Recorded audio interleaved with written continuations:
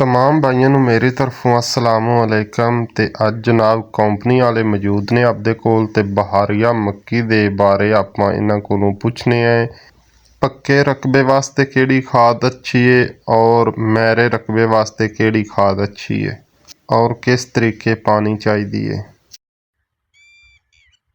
किसान बिराओ बहारिया मकई कुछ दोस्तों ने लगा ली है, कुछ दोस्त हाले लगा रहे हैं और कुछ दोस्त जिहड़े ने पहले दो पानी में ला चुके हैं और खाद के बारे पुछ रहे हैं भी किहड़ी खाद पानी चाहिए है, सानू किन्नी खाद पानी चाहिए है, किवें खाद पानी चाहिए है और जदीद तरीकाकार किवें हो सकता है, क्योंकि पाकिस्तान और पूरी दुनिया क्लाइमेट चेंज के जेरे असर है। कोई बारिशां पै रही हैं, गर्मी पै रही है, सर्दी पै रही है, कोई पता नहीं, अनएक्सपैक्टेड वैदर कंडीशनस हो जांदियां। इस वास्ते मैं तुहानूं अज नाइट्रोफास के बारे दसांगा कि बहारिया मकई दे विच नाइट्रोफास अगर तुसीं पाना चाह रहे हो तो उसका इस्तेमाल किन्ना कर सकते हो, किहड़ी जमीन विच किन्नी पानी है। अगर तो जमीन पक्के वट दी है, कलर वाली है और pH ज़्यादा है, पानी रोकदी है, पौधा ज़्यादा नशोनुमा हासिल नहीं करता, सरसब्ज नहीं होंदा, शाखां ज़्यादा नहीं कटदा, कद पूरा नहीं करता, सिट्टा पूरा नहीं लैंदा, छल्ली वड्डी नहीं होंदी, तो उहदे विच भाईजान सब तो पहले तो याद रखना है कि DAP बिल्कुल नहीं पानी। DAP पक्के वट की जमीन अगर असीं पाईए तो वह मजीद उन्होंने पक्कियां कर देंदी है और खुराक जिहड़ी विच भी मौजूद होंदी है वह भी पौधा हासिल नहीं कर पाता। इस वास्ते उन्होंने तुसीं नाइट्रोफास इस्तेमाल करवानी है। नाइट्रोफास की है भला, ये 22% इहदे विच नाइट्रोजन है और बेहतरीन नाइट्रोजन है जिहड़ी पौधे नूं जल्दी है कन्नू फड़ के उत्ते लै जांदी है। रिफाइंड तरीन नाइट्रोजन इहदे विच मौजूद होंदी है नाइट्रोफास विच और इहदे 22% ही फास्फोरस का जरिया होंदा है जिन्हों MAP असी कहने मोनो एमोनीयम फास्फेट इहदे विच मौजूद होंदी है। उहदा ते DAP का की फर्क है, DAP की pH ज़्यादा है उहदे नालों, इहदी लो pH है। उस तो बाद पानी दे विच हल पजीर है। उस तो बाद जनाबे अली जिहड़ा पक्के वट की जमीन है या जिहड़ा जनाबे अली कलर वाली जमीन है उहदे पौधे नूं जल्दी अवेलेबल हो जाती है और जल्दी अवेलेबल होने की वजह नाल पौधा जल्दी ग्रोथ कर जाता है।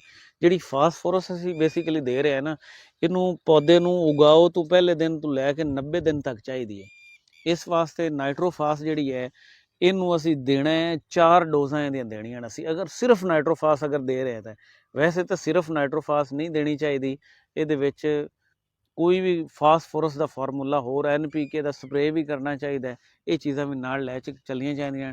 लेकिन क्योंकि खादां महंगियां, अगर तुसीं सिर्फ नाइट्रोफास पाना चाह रहे हो तो इन्दियां 4 बोरियां कम अज़ कम तुसीं पाणियां, क्योंकि 15 दिन पौधे नूं अवेलेबल रहिंदी है।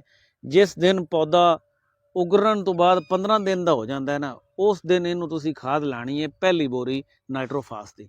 इहदे विच नाइट्रोजन 22% होंदी है और 22% इहदे फास्फोरस होंदी है MAP की सूरत है।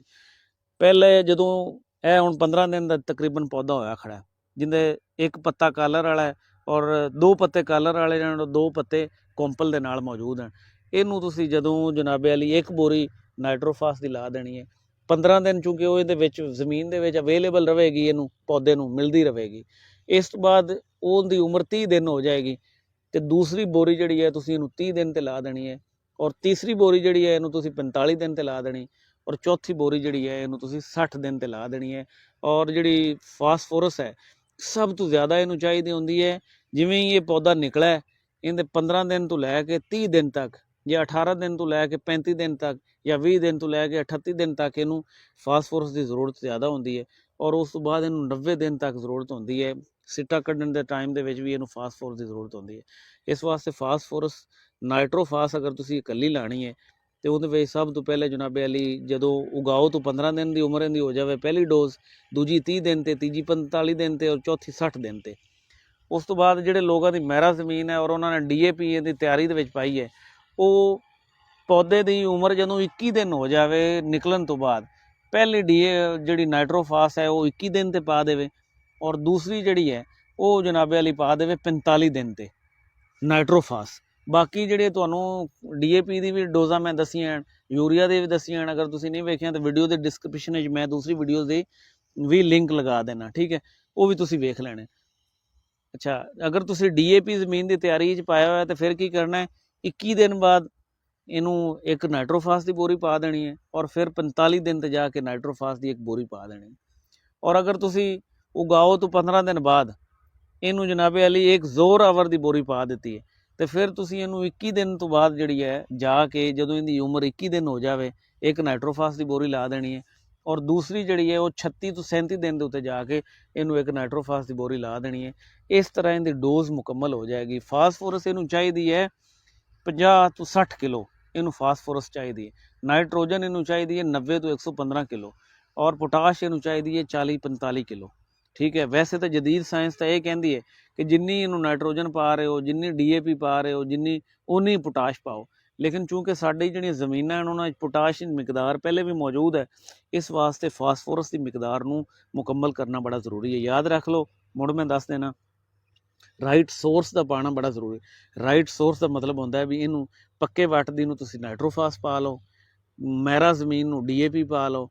ਠੀਕ ਹੈ, ਔਰ ਰੇਤਲੀ ਦੇ ਵਿੱਚ ਜਾਂ ਮਹਿਰਾ ਦੇ ਵਿੱਚ ਜ਼ੋਰਾਵਰ ਵੀ ਤੁਸੀਂ ਜਾਂ ਫਾਸਫੋਰਸ ਦਾ ਜਿਹੜਾ ਜ਼ਰੀਆ ਵੀ ਇਸਤੇਮਾਲ ਕਰਨਾ ਚਾਹੋ ਤੁਸੀਂ ਪਾ ਸਕਦੇ ਹੋ। Right source, right time, right dose ਔਰ ਰਾਈਟ ਮੈਥਡ।